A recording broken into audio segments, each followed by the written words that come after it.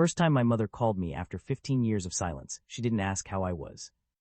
She didn't say she was sorry. She said, "Your father and I believe we're entitled to 30% of your restaurants." I almost laughed. Not because it was funny. Because 15 years earlier, my father had thrown me out of our house with 2 bags of clothes and told me I'd be begging on the street within 6 months. Now I owned 14 restaurants. And somehow, according to my parents, they deserved a piece of all of it. But I didn't know when that phone call came was that their claim was built around a document bearing my grandmother's signature. A document she had supposedly signed before she died. There was only one problem. My grandmother had left me a warning years earlier. And that warning was about my mother's handwriting. My name is Daniel Mercer. I'm 34 years old, and I grew up in a small Ohio town where my father believed every dollar had a memory. My mother believed every favor had a price. Our house ran on rules. If Dad bought my school shoes, it went into his mental account. If Mom paid for a medical bill, somehow I heard about it years later. Nothing was ever simply given. When I was 16, I started spending most weekends at my grandmother Evelyn's house. Her kitchen was completely different. There were no ledgers. No calculations. No questions about what anything cost. If someone was hungry, she fed them. If someone couldn't pay, she fed them anyway. She had spent decades cooking for church events, neighbors, workers, and anyone else who happened to knock on her door. She used to tell me, "Food isn't a reward, Daniel. If someone is hungry, you feed them." At the time, I thought she was talking about cooking. Years later, I realized she was teaching me how to live.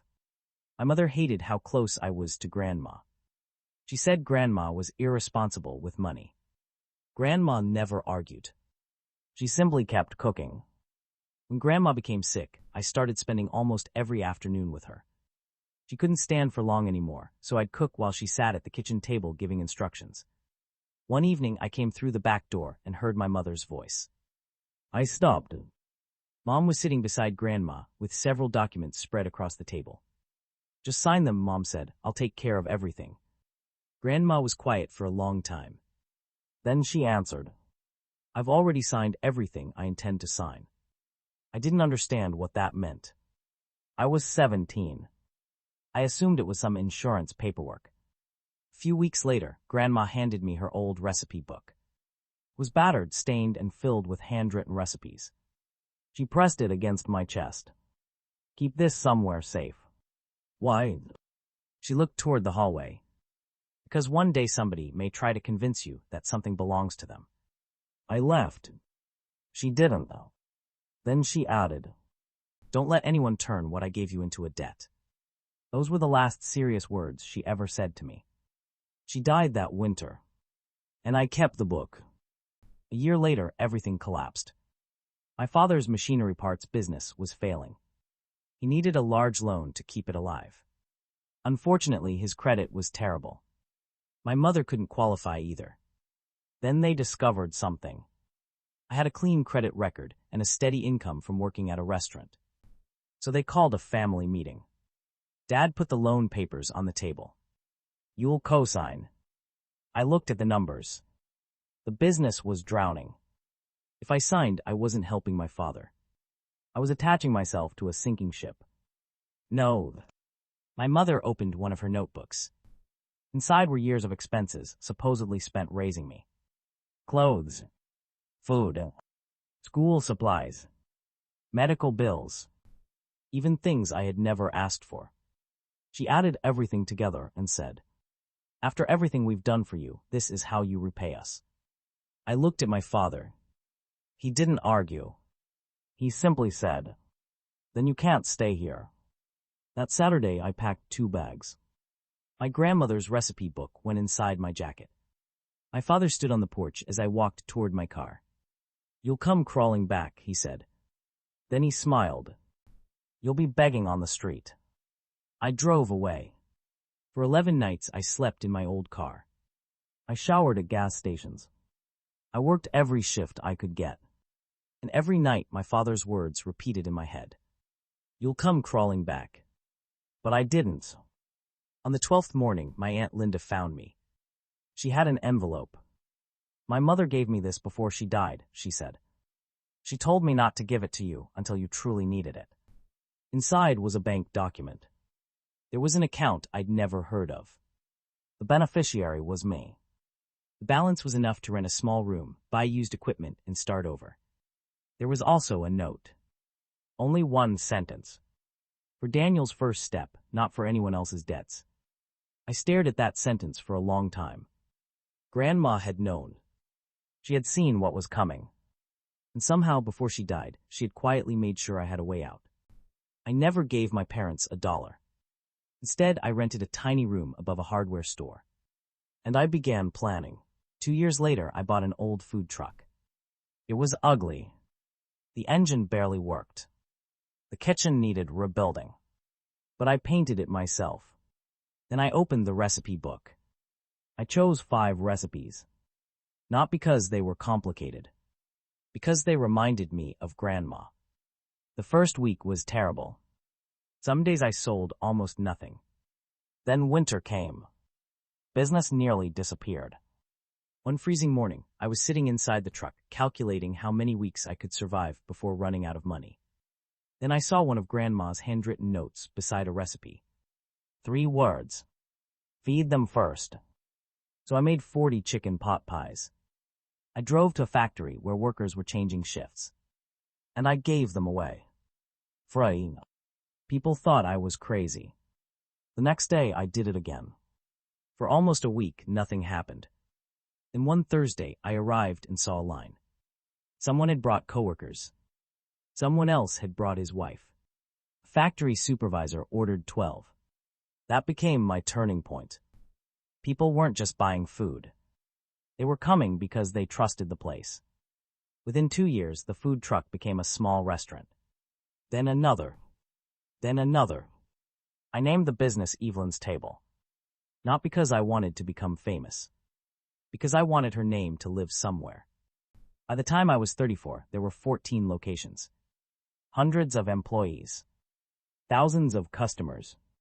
And every restaurant had the same rule. If someone couldn't afford a meal, we fed them anyway. I thought my parents were finally out of my life. I was wrong. One afternoon, my phone rang. I recognized the number immediately. My mother. I hadn't heard her voice in 15 years. Daniel, she said. Your father and I have been talking. I waited. We believe we're entitled to 30% of the business. I thought I'd misheard her. Why? Because the business came from family assets. What family assets? She mentioned Grandma's recipes. I looked across my office at the old recipe book sitting inside a glass case. Then Mom said something that made my stomach tighten. We have documents. I ended the call. The next morning, a legal courier arrived. My parents were suing me. They claimed a portion of my company belonged to them. And their evidence was an amendment to Grandma's will. According to the document, Grandma had supposedly transferred ownership of her recipes and culinary materials to my father. The signature looked real.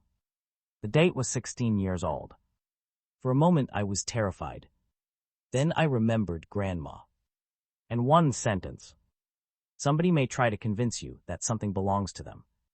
I hired a lawyer named Rachel Foster. She read the document twice.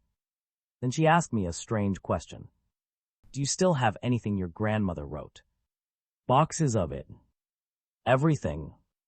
Almost. She leaned back. Then don't throw anything away. We searched. Old birthday cards. Letters to my aunt. Church records. Bank documents.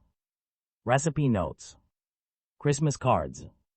Thousands of pieces of handwriting. And we found something hidden inside Grandma's recipe book. The back cover was thicker than it should have been. A conservator carefully opened it. Inside was a sealed envelope. My hands were shaking when I opened it. The letter was dated months before Grandma died. It said, Daniel, if anyone ever produces a document saying I transferred my recipes or business materials to them, check the signature carefully. Then came the sentence that changed everything. Your mother asked me more than once to sign papers concerning my recipes. I refused. At the bottom she had written, if a document says otherwise, it is not my word. I handed the letter to my lawyer. She read it silently. Then she looked at me. Daniel, I think your grandmother just became our most important witness. I almost smiled. She's been dead for 16 years. My lawyer shook her head. Not necessarily. We hired a forensic handwriting expert. She compared Grandma's genuine signatures with the signature on the disputed document. The result was devastating.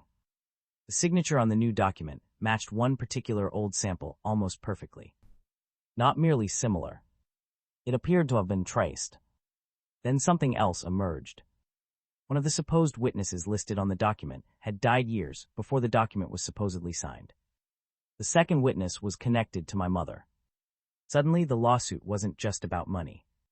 It was about whether someone had manufactured evidence. My parents' attorney offered a settlement. $200,000. They would withdraw the lawsuit. No admission. No public fight. No further claims. All I had to do was keep quiet. For a few hours, I seriously considered it. $200,000 was nothing compared with what the lawsuit was costing me. But then I opened Grandma's letter again. If a document says otherwise, it is not my word. I knew what I had to do. No settlement, I told my lawyer. Put the evidence on the record. My father was questioned first. He insisted the document was genuine. He said my mother had discovered it in an old box. He said he recognized his mother's signature immediately. I watched him answer every question. And something bothered me. He genuinely believed the document was real. Then came my mother. She walked into the room confident. She described finding the document. She explained how she believed Grandma had intended to leave everything to my father. And my lawyer placed an old Christmas card on the table. It carried Grandma's genuine signature. My mother looked at it. That's my mother-in-law's signature. Correct. And my lawyer placed a transparent copy of the disputed document over the Christmas card. The signatures aligned almost perfectly. My mother went silent. My father stared at the papers. Then he turned toward her. Carol. She didn't answer. He asked again. Where did you get that card? Silent. For the first time in my life, I saw my father look genuinely confused. Not angry. Not powerful. Just broken. The lawsuit collapsed. My parents withdrew their claim. And my father withdrew from the case entirely. Before leaving, he came over to me. For a moment, neither of us spoke. Then he said, You never came back. No. He looked down. I said you would. I remember. He swallowed. You proved me wrong. That was all. No dramatic apology. No hug. Just 4 words that somehow meant more than everything else he'd ever said to me. 3 weeks later, my mother called again. This time she wasn't asking for money. She said my father had left. Their marriage was falling apart. Then inevitably she returned to the old language. We raised you. I closed my eyes. There it was. The ledger. The same one I'd spent my entire childhood trying to escape. I could have shouted. I could have reminded her of the car, the porch, the 11 nights, the lawsuit, the forged document. Instead, I said, Mom, I'm not keeping score anymore. She didn't respond. I continued. That's the difference between you and Grandma. Then I hung up. A few days later, I mailed her an envelope. Inside were 3 things. The handwriting expert's report, Grandma's letter, and 1 recipe card. Chicken pot pie. I'd rewritten the recipe myself. At the bottom I wrote, No charge. Then 1 more sentence. Grandma was right, some things were never meant to be sold. I never heard from my mother again. But my father did eventually come to one of my restaurants. He sat at the counter alone. Ordered chicken pot pie. When the bill came, I told the server, Don't charge him. My father quietly put cash beneath the plate. The next month he came back.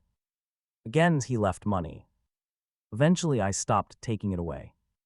Maybe it was his way of apologizing. Maybe it was simply the only language he knew.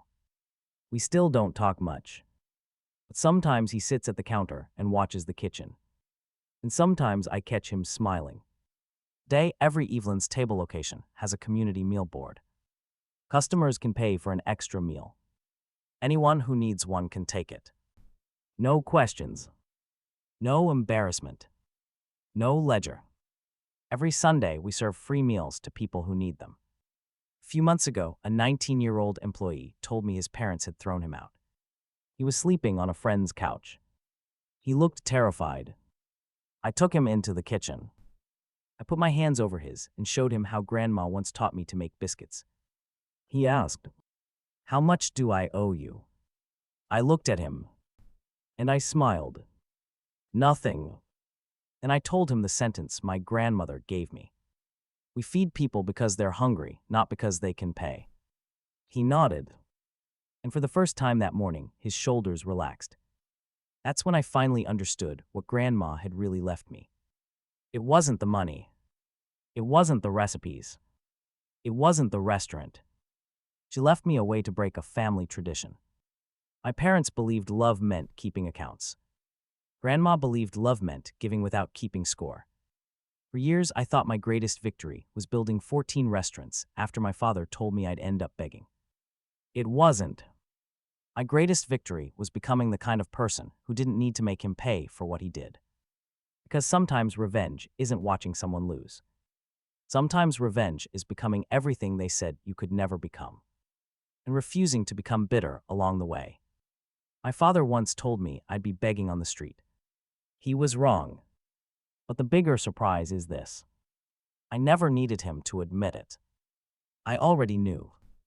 And somewhere inside an old recipe book, my grandmother had known too.